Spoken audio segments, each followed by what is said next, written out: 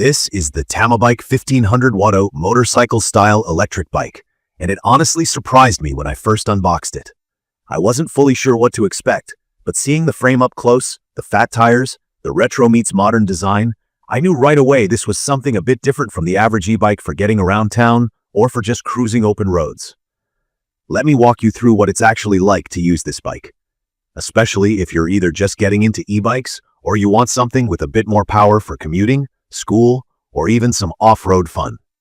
The main thing that stands out is the way the Tamabike looks and feels. Its motorcycle-inspired design really makes people take notice. I found myself getting a lot of glances riding this around, and a few people even stopped to ask about it. It has a solid carbon steel frame that looks and feels sturdy, with good build quality and careful details like accessory pockets and a large LCD display. The display is bright and easy to understand, which I think is a huge plus, especially for new riders. It tells you your speed, battery life, the power you're using, and has a bunch of other indicator icons that are pretty self-explanatory. Let's talk about the ride. This thing is powered by a 1500W peak brushless motor, and you can really feel the difference when you hit the throttle. From my experience, the acceleration is quick, and it doesn't struggle up hills the way some smaller bikes do. I put it through some hill climbs around my neighborhood. Definitely nothing too serious, but it handled all of them without a problem, even with me carrying a backpack and some groceries. It has a top speed that can get up to 30 miles per hour, which to me is pretty wild for an e-bike. One thing I want to highlight here is the battery. The Tamabike comes with a 48-volt 15.6 Ah battery. It's removable, which means charging is a lot more convenient. If you don't have a power outlet in your garage, you can just pop the battery off and bring it inside. From what I've tested, pure electric mode gave me roughly 30 to 34 miles before I needed a charge.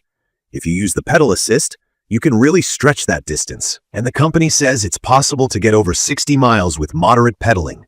That lines up with what I've noticed, but I admit I'm a lazy pedaler, so I stick to throttle mode most of the time. Charging the battery takes around 5 to 6 hours, so I usually just plug it in overnight. A lot of folks are probably interested in comfort, especially since you'll be spending more time riding if you use it for work or school. The bike comes with full dual suspension and these massive 20-inch fat tires. For me, that setup feels good. It soaks up bumps, potholes, and even handles gravel or dirt when I cut through shortcuts or local trails. The seat is billed as a two-seater, and while I did try giving a friend a lift, I'd say it's comfortable enough for two adults for short trips. Longer trips, though, I wish the seat was a bit softer. If you're picky about seat comfort, you might want to consider an upgrade or adding extra padding. Switching gears is easy. There's a Shimano 7-speed gear set and both manual and automatic options, depending on how you want to ride. Sometimes I set it and forget it, and other times I'll mess with the gears if I want to pedal more, especially going uphill. Key features that I personally love about this bike: the super bright headlight. It's huge and helps a lot if you ride after dark. There are also taillights, a horn, and steering lights, which work like motorcycle turn signals, all controlled from the handlebars. For someone who rides early in the morning or late in the evening, this is a must.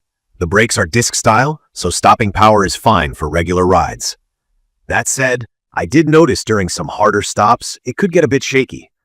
Maybe it's just my bike, but it's something to be aware of if you're always riding fast or carrying lots of stuff. It also comes with some neat little extras.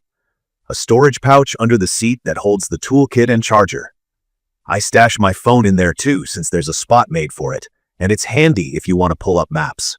Full instructions are included, and while it does require some assembly, if you follow the manual, it's straightforward. I had it ready to ride in just about an hour by taking my time. One of the things that surprised me is the weight.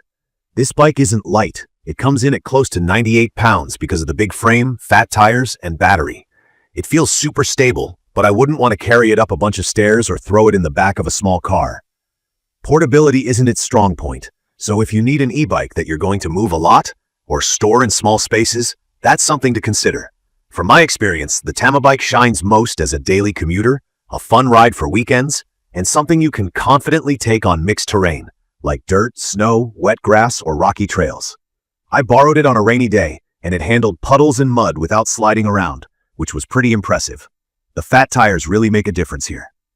Warranty and customer service also matter to me when I buy something this big. Tamobyke gives a 30-day return and 1-year warranty, Plus support is pretty responsive.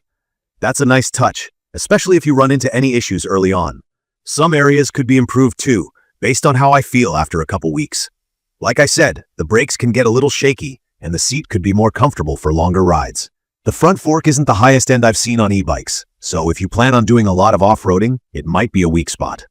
Nothing major, just points you'll notice if you're really pushing this bike. In my opinion, the Tamobyke 1500W motorcycle-style electric bike offers a lot for the price. It looks awesome, rides smooth, and the motor gives you the confidence to take it anywhere: hills, snow, bumpy trails, or city traffic. It's perfect for adults and even teens, as long as you're tall enough, since the seat is a bit high. The combination of speed, range, and rugged build makes this a solid choice if you want something reliable that stands out. I'd recommend this for anyone looking for an upgrade over basic e-bikes, especially if you want the flexibility to commute during the week and then do something more adventurous on the weekends. If you're brand new to e-bikes, this one might feel intimidating at first just because of the weight and power, but after a day or two, you get used to it fast. All the controls are straightforward and nothing gets in your way. In conclusion, this is a bike I really enjoyed using, and I think a lot of people looking for a versatile and fun e-bike would enjoy it too. If you have questions or there's anything else you want to know about the Tamabike, drop a comment below and I'll do my best to answer. Make sure to subscribe to the channel for more honest reviews, and thank you for watching.